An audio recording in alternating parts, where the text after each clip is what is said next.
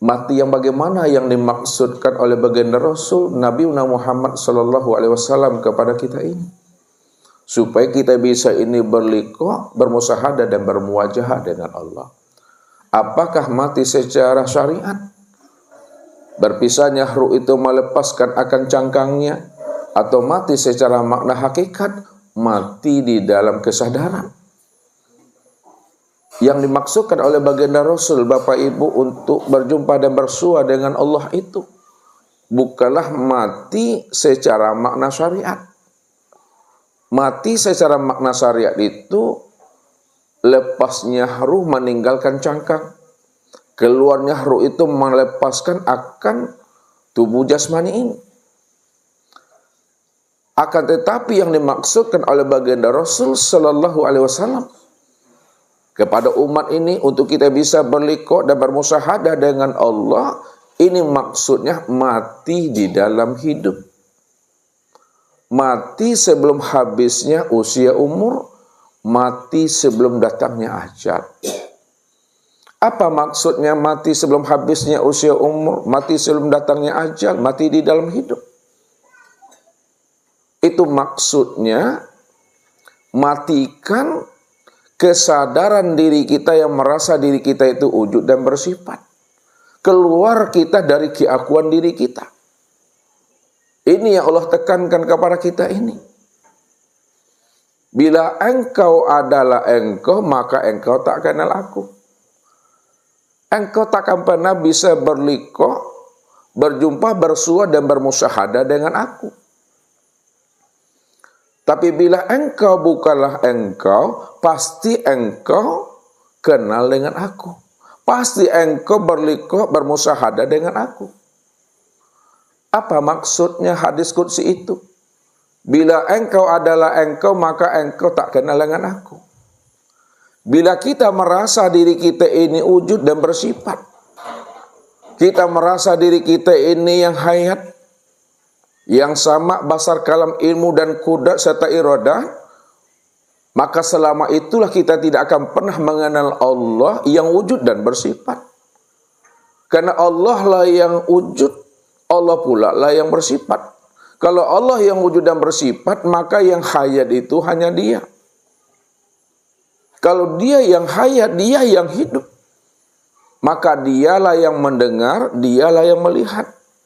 Dia yang berkata, Dia yang mengetahui, berkuasa dan berkehendak itu. Disitulah kita baru bisa dan mampu mengenali akan Allah itu.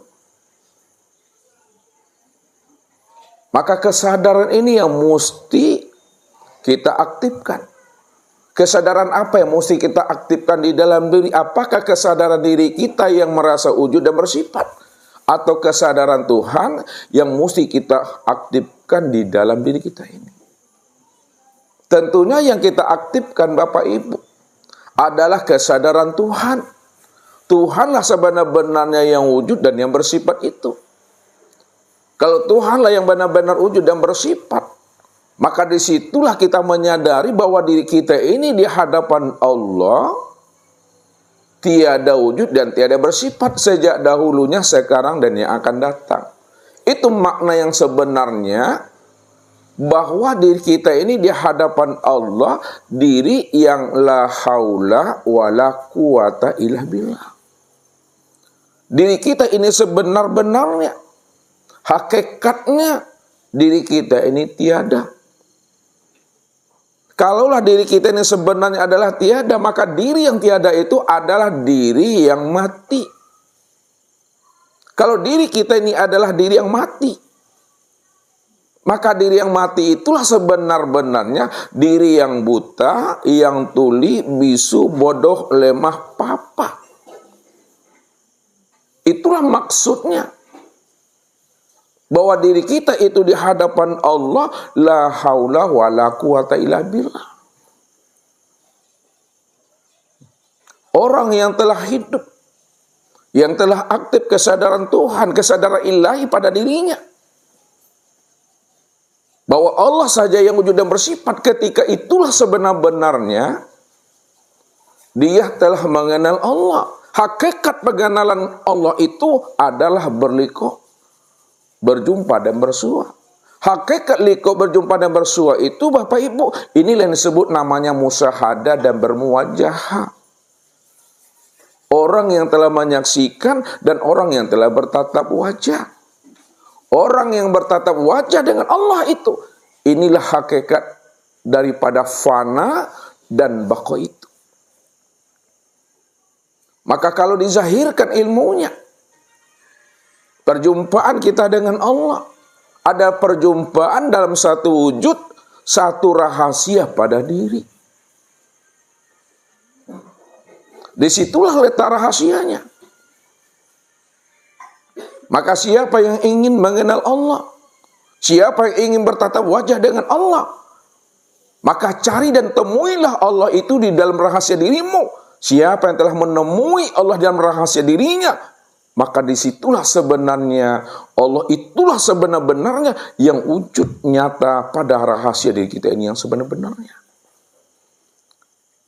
Maka wajib bagi kita untuk menilik ke dalam diri. Wajib bagi kita untuk menyenter dan ikrok ke dalam diri. Ini yang diajarkan oleh baginda Rasul kepada kita. Man talabal maula bi ghairi nafsin faqad dolalan ba'idah. Barang siapa yang ingin mencari Tuhan, ingin menemui Tuhan, lalu dia ingin mencari dan menemui Allah itu keluar daripada dirinya. Dicarinya ke gunung-gunung, dicarinya ke hutan-hutan, dicarinya ke lembah-lembah, dicarinya ke gua-gua. Faqad dolalan ba'idah. Pasti ia telah berada pada kesesatan yang sangat jauh. Tapi siapa yang mau mencari dan menemui Tuhannya pada dirinya, maka disitulah dia mampu menemui Allah itu benar-benar dekat, benar-benar terang dan jelas, sudah menjadi wujud rahasia diri kita ini yang sebenar-benarnya. Tapi sebaliknya, kalau kita tidak mau menyenter dan ikrok ke dalam diri kita ini, kalau memang Allah itu wujud, Allah itu terang dan jelas, lalu kita masuk ke dalam hutan, kita bawa senter, kita senter, kalau memang Allah itu wujud terang, mana yang Allah itu?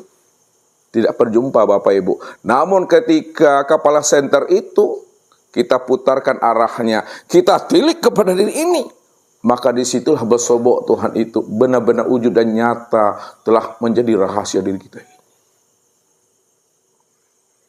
Maka disinilah orang-orang kasab, orang-orang arif billah membimbing dan menuntun kita ini bagaimana cara kita menemui Allah di dalam rahasia diri kita ini. Apa kata mereka? Baca alam pada diri. Baca diri di dalam diri.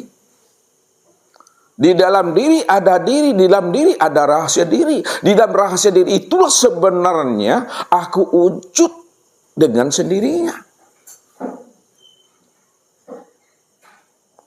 Kalau Allah sudah memberikan jalan dan wasilah kepada arif billah dan orang-orang yang telah kasab untuk mencari dan menemuinya, dan orang-orang arif billah dan orang-orang yang kasab telah menghantarkan wasilah itu kepada kita untuk mencari dan menemui Allah ke dalam rahasia sejati diri kita, maka disitulah kita tidak payah dan tidak sulit untuk mencari dan menemui Allah kalau kita mau ikrok dan menyenter ke dalam diri kita ini. Tapi kalau kita tidak mau menyelami dan menyenter ke dalam diri kita ini, berapa tahun pun kita ini hijrah menjadi seorang musafir untuk mencari dan menemui Allah ke ujung dunia, ke ujung negeri, ke seluruh pelosok wilayah, haram noji Bapak Ibu tidak akan pernah bisa menemui Tuhan itu. Maknanya tidak ada Bapak Ibu itu memiliki kemampuan untuk bisa berjumpa dan bersua dengan dirinya. Tipis harapan. Benar-benar Bapak Ibu tidak akan pernah bisa menemuinya. Tapi baru kita bisa menemuinya apabila kita mau menilik dan menyentuh dalam diri ini. Ketika itulah wajib bagi diri kita ini melepaskan kesadaran diri kita ini yang merasa kita ini wujud dan bersifat. Kalau kita mau duduk pada makom Aryan, insya Allah Bapak Ibu, makom Aryan itu makom telanjang. Dikatakan Bapak Ibu duduk pada makom Aryan untuk bisa berjumpa dengan Allah. Makom Aryan itu Bapak Ibu melepaskan keakuan diri itu yang merasa diri ini ada. Merasa diri kita ini hidup. Merasa diri kita ini melihat dan mendengar, berkata, mengetahui, berkuasa dan berkehendak. Lepaskan itu pada diri kita ini. Ketika telah lepas itu pada diri kita, ini yang disebut namanya makam Aryan.